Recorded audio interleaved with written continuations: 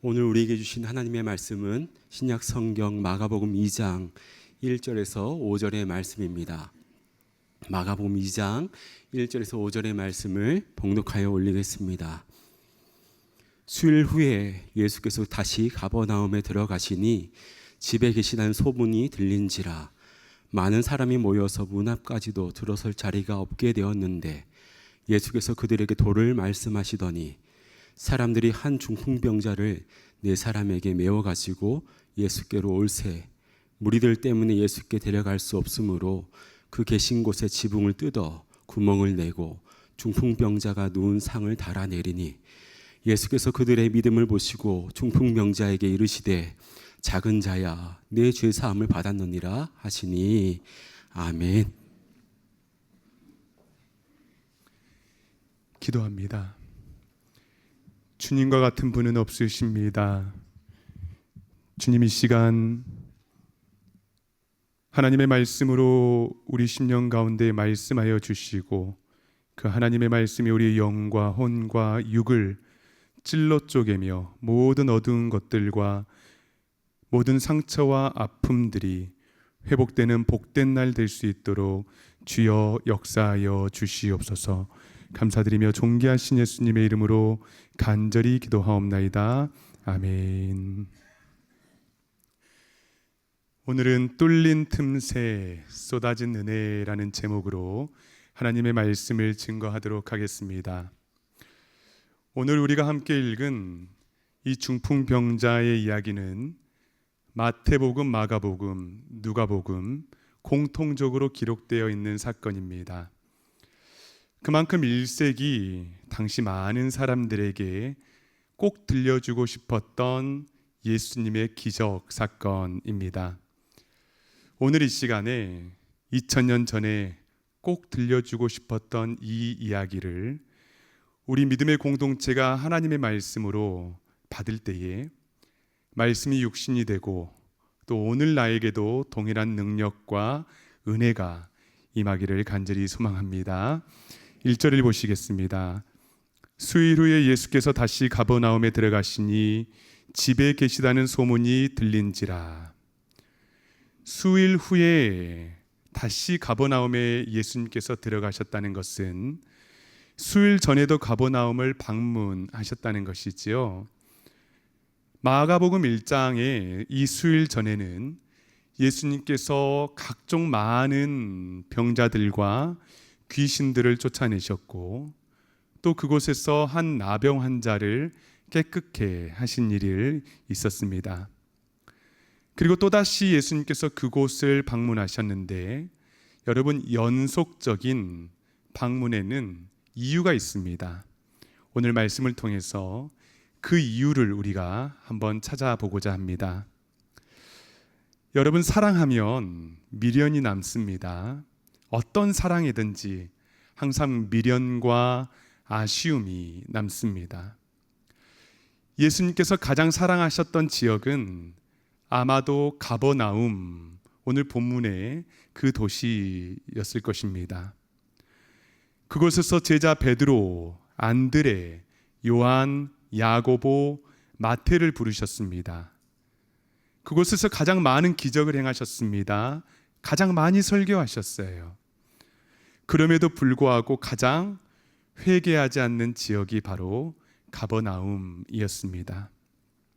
수일 전에도 그곳에서 수많은 사람들을 치료하셨는데 또다시 가버나움이 생각이 나는 겁니다.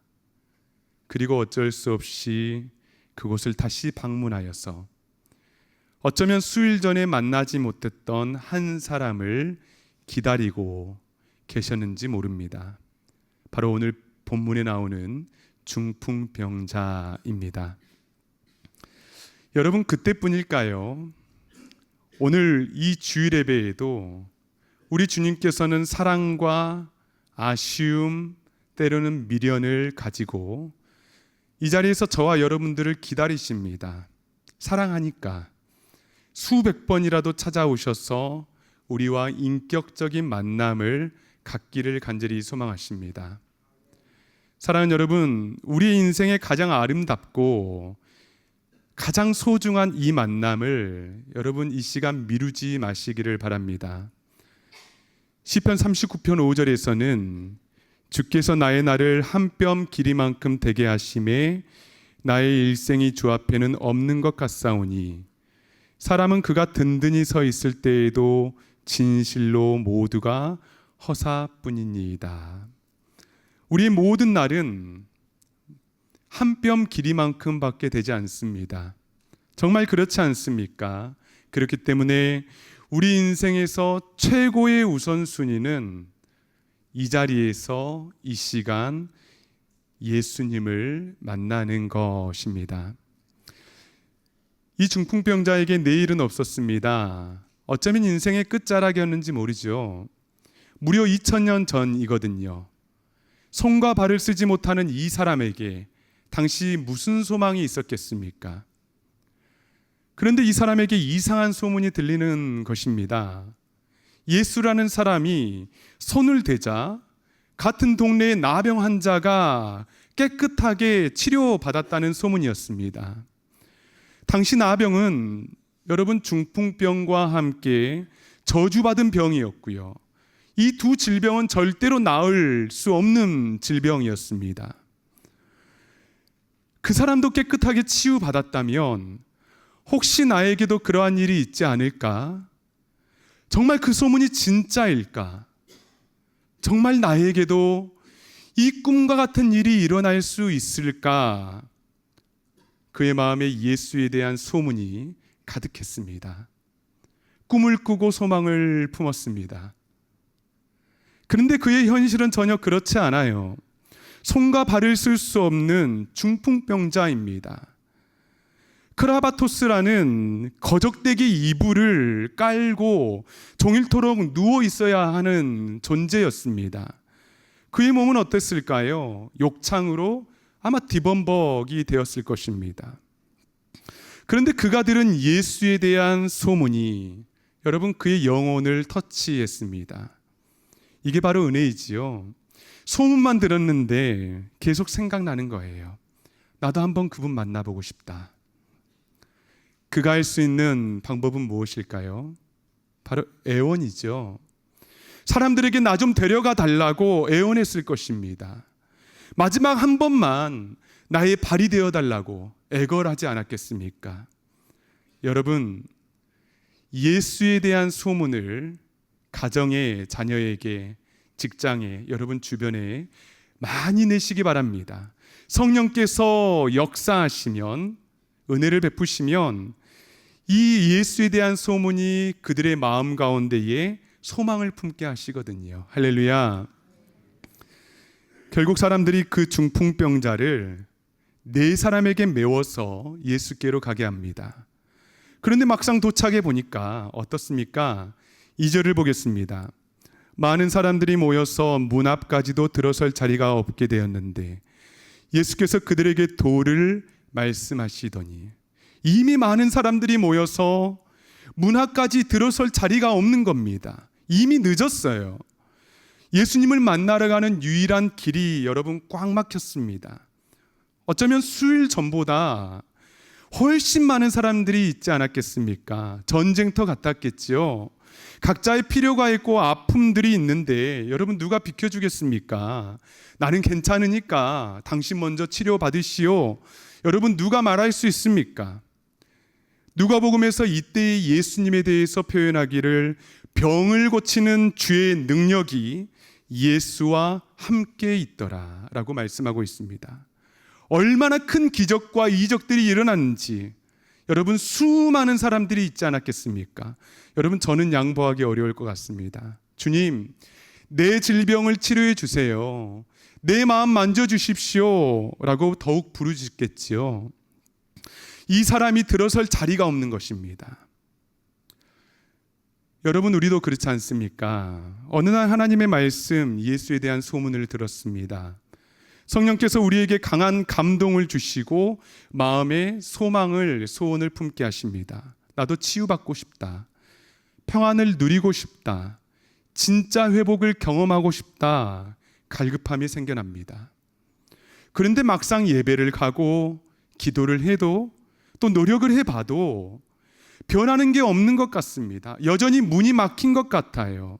내가 들어설 자리가 없어 보입니다.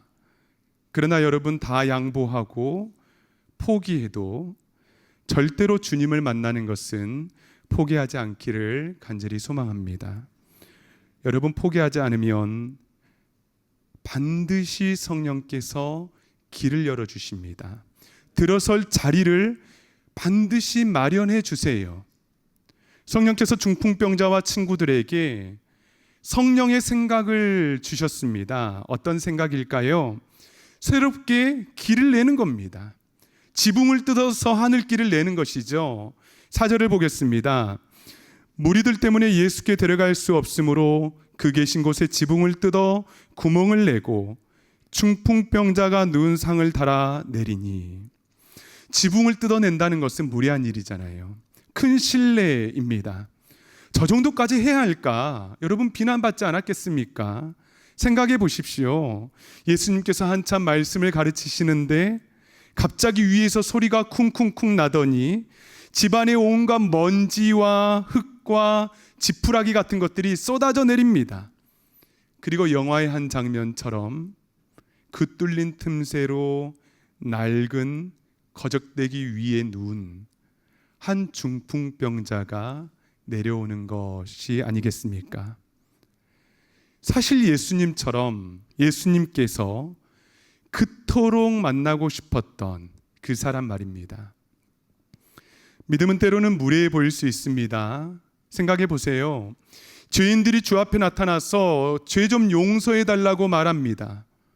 평생 동안 내 마음대로 살다가 이제 주님 뜻대로 살겠다라고 다짐해요.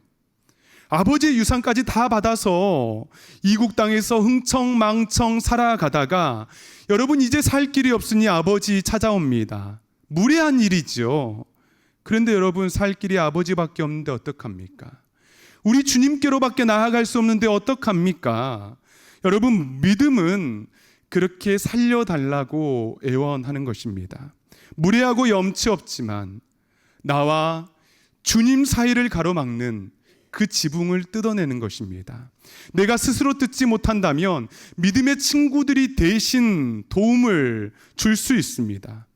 또 그곳에서 먼지가 나고 사람들이 손가락질 하더라도 벗겨내야지요.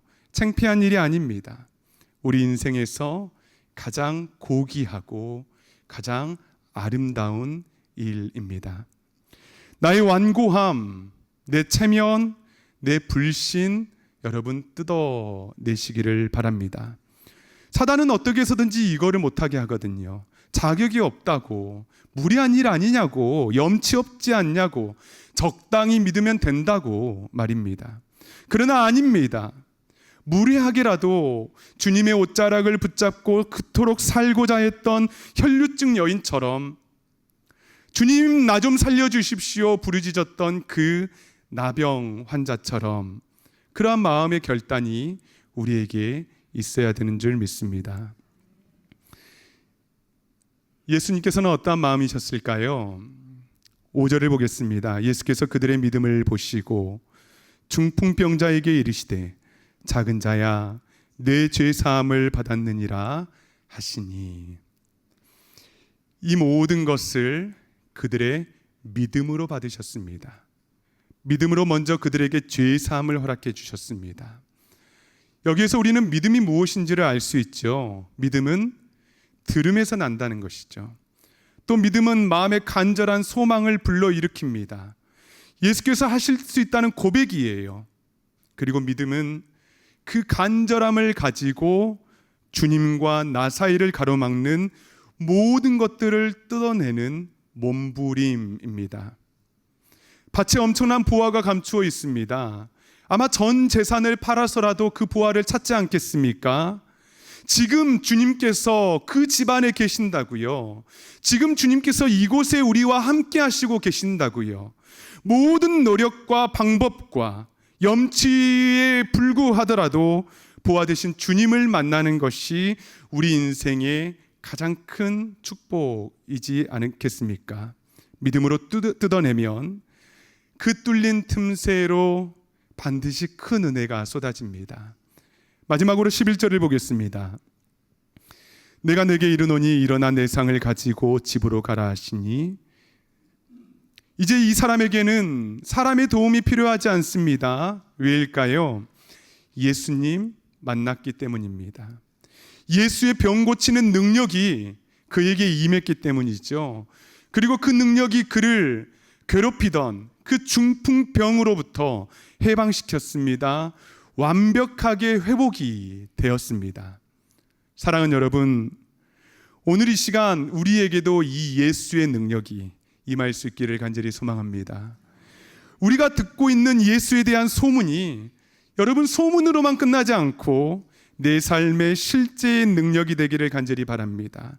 주님과 나 사이에 가로막고 있었던 그 모든 것들을 과감하게 뜯어내고, 때로는 염치 없지만 주님 나 좀 살려주십시오, 우리 가정 좀 살려주십시오, 내 자녀들 좀 살려주십시오, 진실함으로 간구할 때에 뚫린 그 작은 틈새로 우리 주님께서 주님의 능력과 은혜를 부어 주실 것입니다.